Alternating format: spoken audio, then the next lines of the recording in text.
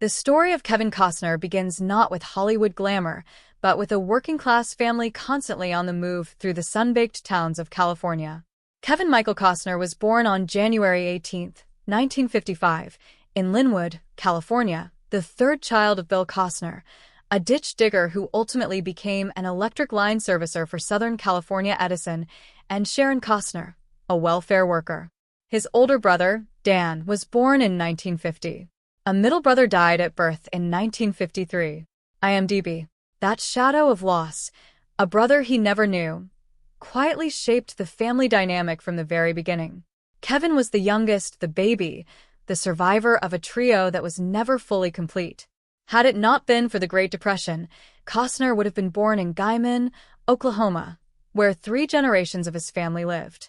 He grew up as an Okie in California in the 1950s. The Costners had migrated from North Carolina to Texas County, Oklahoma, around 1900. Kevin's great-grandfather, Moses Costner, and his wife Maud raised 11 children in the Oklahoma Panhandle. Kevin's grandfather, Walter Costner, was born in Guymon in 1905 before Oklahoma statehood. Press reader. So the Western blood ran deep, long before Kevin ever set foot on a film set. Costner said, California wasn't always very welcoming back then. Making a go of it wasn't easy if you were an Okie. Kevin grew up with very little money, but he had much more. He said, I had the love and the attention of parents who met in the 9th grade. Press reader.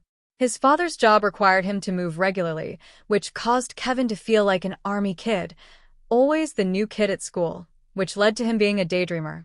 IMDb. Costner has described his teenage years as a period when he lost a lot of confidence, having to make new friends often.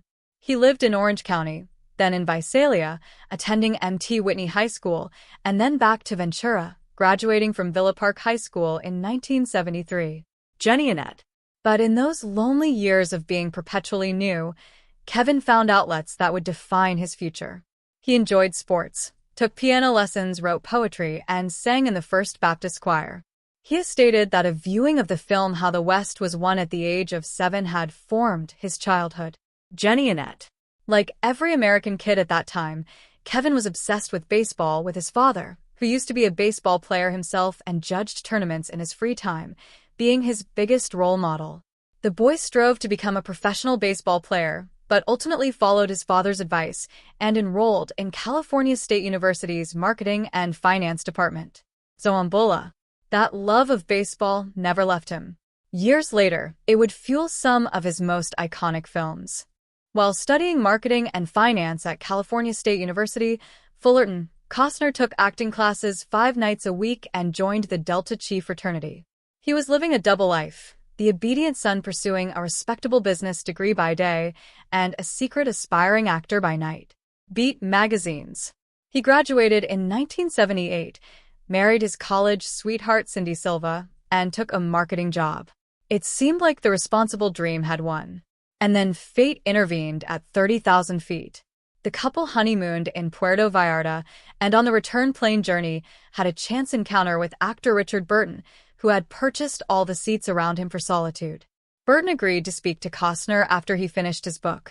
Costner, who had been taking acting classes but had not told his wife about his desire to be an actor, watched Burton closely and approached when Burton gestured to him. Hollywood Walk of Fame. The conversation was brief, but electric. Burton, one of the greatest actors of his generation, looked at this eager young man and told him plainly, follow the dream. Don't waste your life wondering. A chance encounter with the legendary Richard Burton, who encouraged him to pursue acting, was just the push Costner needed to quit his job and go after his dream. INSP TV. He walked off that plane and never looked back. He quit the marketing job almost immediately. His wife, who had just learned her new husband harbored a secret acting ambition, must have been stunned. But Cindy stuck by him, and what followed was years of grinding, unglamorous struggle. Hollywood in the late 1970s and early 1980s was brutal for unknown faces. Kevin Costner was just another handsome young man with big dreams and no credits. After college, Costner took on various jobs, including marketing executive, truck driver, and tour guide, while attending acting classes 5 nights a week. His dedication paid off when he landed his first notable role in The Big Chill. Mabum. Except it didn't, not quite. Costner landed a role as a suicide victim in the 1983 ensemble drama The Big Chill, with Glenn Close, Kevin Kline, William Hurt, and Jeff Goldblum. What looked like his first big break ended in disappointment when all of his scenes ended up on the cutting room floor. I rehearsed for a month with the whole cast, and shot for about a week. I knew when I was shooting it that if anything would be cut, it would be my scenes, Costner later explained. Biography. After small roles in an assortment of films, including as frat boy number 1 in the Michael Keaton comedy Night Shift, Kevin Costner played Alex, the college friend whose suicide triggered the reunion in The Big Chill. Receiving help desk. To pour weeks of work into a role, your big break, and then be left entirely on the cutting room floor is a soul-destroying experience. Most people would have quit. Kevin Costner did not. His performances in the public television drama Testament and the films Fandango and American Flyers also survived. None of them were hits. EBSCO. Costner reportedly turned down the lead role in 1983's War Games and a supporting part in 1980's SAXS Platoon. These are decisions that could have gone very differently. But Costner was listening to his gut, waiting for the right role, even when the right role felt impossibly far away. Something remarkable happened after The Big Chill disaster. The director who cut Kevin Costner out of the film felt guilty about it. Lawrence Kasdan, who had also directed The Big Chill, wrote the part of Jake, a goofy gunslinger, especially for Costner, feeling he owed him one. Costner dug in voraciously, again insisting on doing his own difficult stunts. Angel Fire. In 1985, Kasdan made an ambitious western, Silverado, which starred an all-star cast including Kline, Goldblum, Scott Glenn, Danny Glover, Rosanna Arquette, Linda Hunt, and Brian Dennehy. Costner was cast as Jake, one of the heroes of the film, and his high-energy performance caught the eye of both critics and Hollywood, and his career took off. Giant freakin' robot. Costner practically stole Silverado. He'd just been cut out of Kasdan's The Big Chill, but it wasn't for performance reasons. The movie worked better with his character already dead when his friends gather for a wake. The Ringer. The same year, within a year after the release of Silverado, Kevin Costner appeared in American Flyers and an iconic episode of Amazing Stories directed by Steven Spielberg. Giant freakin' robot. The machine was warming up. The breakout was coming. What followed was one of the most extraordinary runs in modern Hollywood history. In the space of just 6 years, Kevin Costner went from a supporting player in a Western to the most bankable star in the world. Costner accepted an offer to star as Elliot Ness in Brian De Palma's adaptation of The Untouchables, and the hit film was a breakthrough for him, as he was compared with Golden Age leading men such as Gary Cooper and James Stewart. EBSCO. Untouchables director Brian De Palma praised Costner's work on the movie, saying that he can take those old Western lawman lines and make them real. Biography. Then came Bull Durham in 1988. Kevin's portrayal of veteran baseball player Crash Davis demonstrated his ability to blend charm, humor, and authenticity. Critics called him at his funniest and most charismatic in Bull Durham, a film that's as wise about relationships as it is about minor league baseball. Boring magazine Rotten Tomatoes. Field of Dreams, 1989, became one of Kevin's most iconic roles. The film's famous line, "If you build it, he will come," entered the popular culture lexicon. Boring magazine. Then came Robin Hood, Prince of Thieves, 1991, and The Bodyguard, 1992, two of the biggest box office hits of their respective years. The Bodyguard soundtrack, featuring Whitney Houston's I Will Always Love You, became one of the best-selling albums of all time. During this time, he directed and starred in the Western epic Dances with Wolves, 1990, for which he won 2 Academy Awards, Best Picture and Best Director. Wikipedia. Kevin Costner had reached the summit. Of everything Kevin Costner has ever done, Dances with Wolves stands alone. It was his most daring gamble, his greatest triumph, and the film that cemented his place in cinema history. The origins were humble and personal. The actor/director explained how writer Michael Blake eventually came to live with him, having nowhere else to stay. During this visit, Blake began working on a new story idea, and Costner's opinion on it was clearly very important to him. Every night he'd say, "Can I read to you what I wrote?" And I'd go, "No." Far Out magazine. Eventually, after Blake had outstayed his welcome and moved on to live with another friend, Costner decided to give the manuscript a chance. So finally, I picked it up and I read it. And it was Dances with Wolves. Explaining the immediate impact the story had on him, Costner detailed how quickly things were set in motion. And I read it all through the night, and I called him up and I said, "Michael, I'm going to make this into a movie." Far Out magazine. Blake had originally written Dances with Wolves as a spec script, but throughout the 1980s, no one had any interest in turning it into a film. With encouragement from Costner, he managed to get it published in 1988, and Costner immediately bought the film rights. Wide Open Country. The production was massive, grueling, and nearly ruinous. Because of this, there were rumors that the film was going to turn out to be a Western disaster such as Heaven's Gate, with some people even referring to it as Kevin's Gate. Giant freaking robot. The filming locations were incredibly accurate, with the majority taking place on ranches in Pierre and Rapid City. There were some scenes shot in Wyoming as well as throughout Badlands National Park, the Black Hills, the Sage Creek Wilderness area, and the Belle Fourche River area.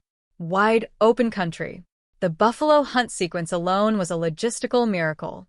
The insane bison hunt was filmed outside Fort Pierre at the Triple U Buffalo Ranch. It took 3,500 bison, 20 wranglers, 24 bareback riders, 150 extras, a helicopter, and 10 pickup trucks to film the memorable scene. Wide Open Country. Against long odds, Costner, at age 35, decided to revive the Western with his own project, which he would star in, co-produce, and direct. Dances with Wolves would not just be any Western, it would be the Western, winning 7 Oscars out of 12 nominations and earning $184 million domestically, making it the third biggest hit of 1990, after Home Alone and Ghost. Grossing an additional $240 million worldwide, it is one of the most successful Westerns ever made. Biography. The film went on to win the first Best Picture Oscar for a Western since Cimarron in 1931. Costner's investment also paid off, and he earned an estimated $40 million. Giant freaking robot. Because of the film's enormous success and sympathetic treatment of Native Americans, the Lakota Nation adopted Kevin Costner as an honorary member. After years of commanding Hollywood, Costner flew too close to the sun, twice in a row. Waterworld 1995. Prior to principal photography, Steven Spielberg urged Costner and Reynolds to not shoot the movie on open water in the Pacific Ocean. The Jaws director knew well the budget-bloating potential of counting on Mother Nature's hospitality, but the filmmaking duo were dead set on making a one-of-a-kind oceanic epic and plowed forward, shooting in an artificial seawater enclosure off the coast of Hawaii. Thus began the nightmarish production of Waterworld, with camera crews being frequently pushed out of position by waves, lousy weather extending the shoot 50-plus days over schedule, and a slavery colony set partially sinking. After all of this, the film's final budget was estimated to be somewhere in the neighborhood of $175 million. Film. The press was labeling it Fishtar, after the infamous Flopishtar, or Kevin's Gate, after Michael Cimino's Heaven's Gate, which brought down a studio in 1980. Joe Blow.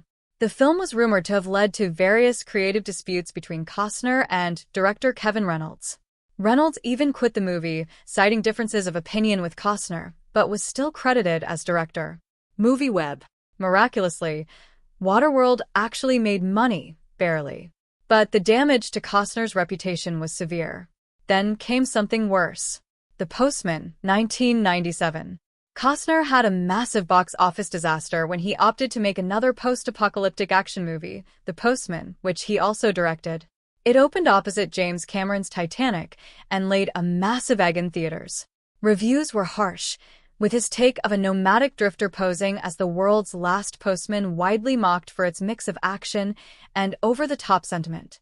It swept the Razzies, and it only grossed $30 million worldwide, which was disastrous, and ended up torpedoing Costner's run as an A-list leading man.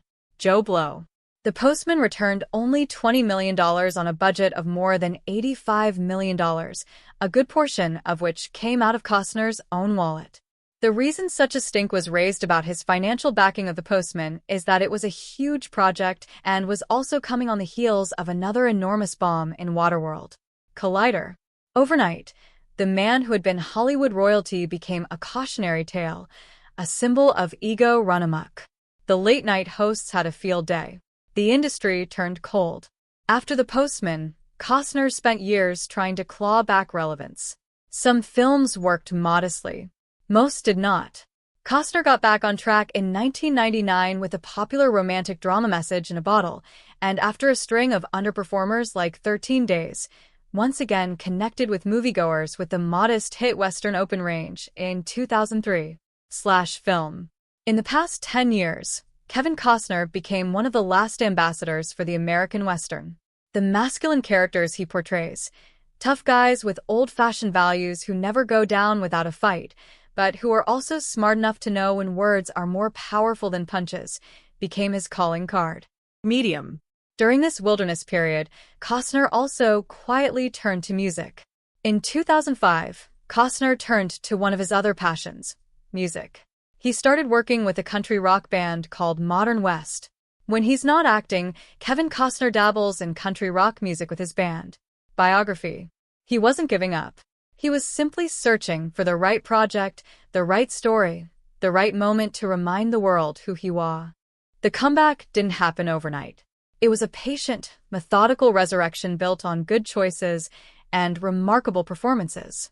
He won an Emmy and a Golden Globe for his performance in the 2012 History Channel miniseries Hatfields and McCoys. Playing the patriarch of one of America's most infamous feuding families, Costner reminded everyone exactly what he was capable of when given powerful material. Biography. By the 2010s, Costner's acting comeback was in full force. He was lauded for his performances in films like Hidden Figures, 2016, and Molly's Game, 2017. Fandango. And then came the role that redefined his legacy entirely. In 2018, he returned to TV as John Dutton on the Western series Yellowstone. Yellowstone was the first regular TV series role Costner had accepted in his career. Fandango. It was a phenomenon. Yellowstone became one of the most-watched shows on American television, introducing Costner to an entirely new generation of fans while reminding older ones why they had fallen in love with him in the first place. John Dutton, a rancher fighting to protect his land, his family, and his way of life against encroaching modern forces, was the role he was born to play.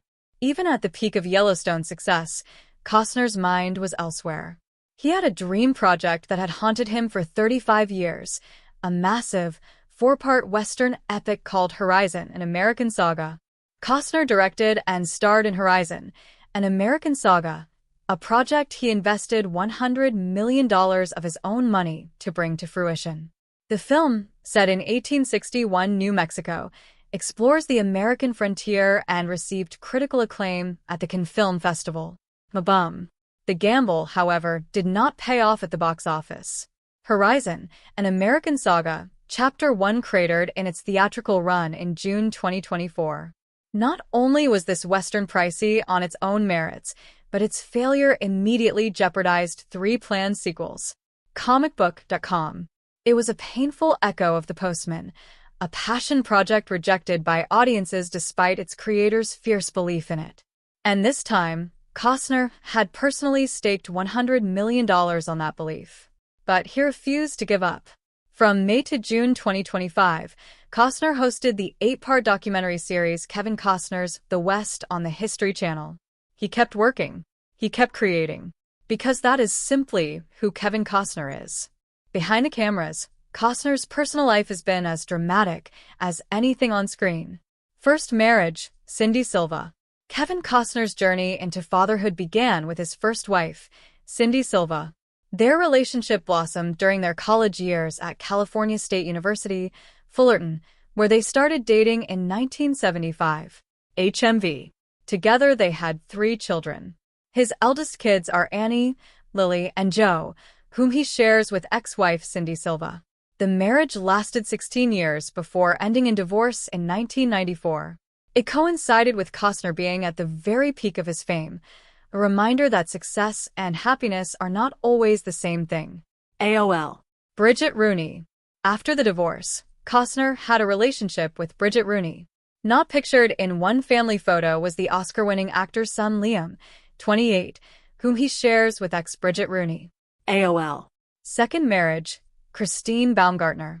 Kevin Costner and Christine Baumgartner married, and together they shared many happy years.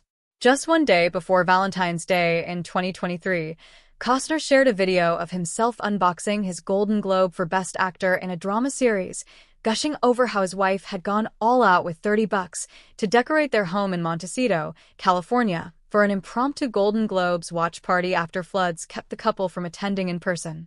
Entertainment Tonight. Then, just weeks later, the marriage was over.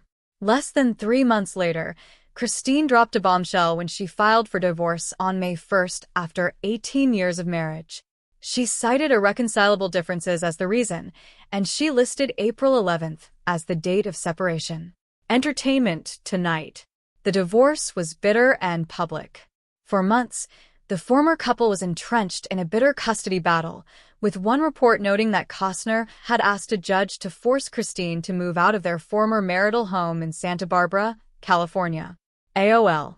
In an appearance on CBS Mornings, Costner talked about his divorce, calling it a crushing moment. He said, "That's a crushing moment. It's powerful and it hurt." He continued, "But I go forward. I have no choice. My children are looking at me. So I can't wilt like a daisy. I have to go forward. I have to continue to be who I am and keep a special eye on who they are." Sportskeeda. On February 15, 2024, Costner's marriage to Baumgartner was officially terminated as their divorce was finalized. Entertainment Tonight. His children. Through it all, Costner has remained devoted to his 7 children. He posed with his eldest kids Annie, 40, Lily, 38, and Joe, 36, whom he shares with ex-wife Cindy Silva, alongside Caden, 17, Hayes, 15, and Grace, 14, from his marriage to Christine Baumgartner at the premiere of Horizon, An American Saga, Chapter 1. AOL. Kevin Costner is an American film actor and director known for his portrayals of rugged individualists with sensitive streaks. That description barely scratches the surface. Encyclopedia Britannica. He is the kid from nowhere in California who refused to accept the ordinary life. The man who got his scenes cut from The Big Chill and came back to win 2 Oscars. The star who rode Dances with Wolves to the pinnacle of Hollywood and then crashed spectacularly with Waterworld and The Postman, only to rise again with Hatfields and McCoys and Yellowstone. The director, who poured $100 million of his own money into Horizon because he believed in it with every fiber of his being. Throughout his career, Costner has received numerous accolades, including 2 Academy Awards, 3 Golden Globe Awards, and a Primetime Emmy Award. His contributions to the film industry have left an indelible mark, inspiring both audiences and aspiring actors alike. Mabum. Many fans are surprised to learn Kevin Costner's age, as he maintains an active lifestyle that includes horseback riding, playing music with his band Kevin Costner and Modern West, and pursuing outdoor activities on his extensive Colorado ranch. Beat magazines. He turned 71 in January 2026, and he is still working, still writing, still directing, still dreaming. The boy who watched how the West was won at the age of 7 and had his childhood formed by it never really grew up, not in the best possible way. He still chases the cowboy life. He still bets on himself. He still believes that if you build it, whatever it is, something magical will come.